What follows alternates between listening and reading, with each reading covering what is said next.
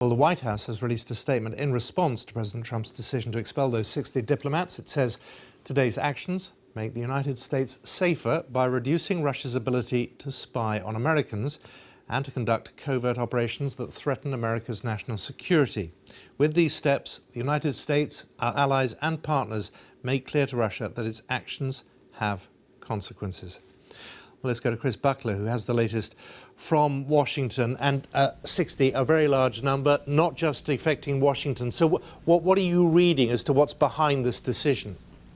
Yeah, let's just break it down. So there's 12 that are going from New York, based at the UN, and 48 from Washington. And it is very clear that this is an attempt to show solidarity with the UK, that there is a coordinated effort by nations here to say to Russia, enough is enough. But it is also partly about concern about what is happening inside America as well.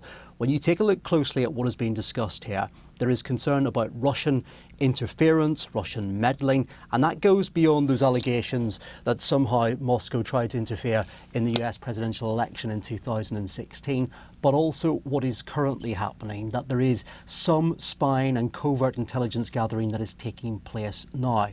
In recent weeks, there have, for example, been talk about just the cyber attacks that have taken place inside America, which have been blamed on Moscow. Those are cyber attacks that have specifically targeted American infrastructure, for example, power supplies, and that has concerned here. So, as part of this action, that consulate in Seattle will be closed, and it's being closed for a specific reason. It's because it is close to a submarine base in America. It is because it is close to the aerospace manufacturer Boeing as well. That is sending a message to Russia that there are concerns about just what it is doing inside America as well as outside America. Now, it must be said, when you look at the statements that are coming out of the White House, they're also talking about Ukraine, they're also talking about Syria.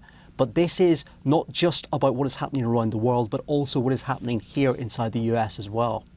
And retaliation, it will come, they just don't yet know how.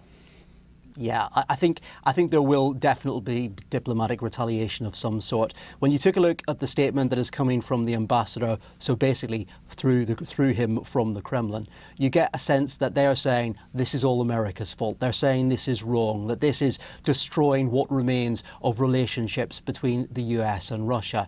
But also, it is fair to say that there has been a huge amount of criticism for President Trump and for this White House for not being tough enough in recent weeks, in recent months. Now, that was specifically the case recently, as you'll remember, whenever President Trump spoke to Vladimir Putin and congratulated him on his re-election as president in Russia. That was despite advisors specifically telling him not to. Now, that was leaked from the administration, which gives you an idea that there are some in there that are not happy with what is being seen as a cosy relationship between Presidents Trump and Putin.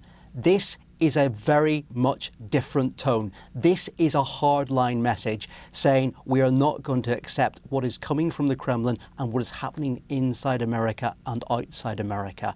The White House is now saying to Russia, enough is enough. Chris, thank you very much. Chris Buckler there in Washington.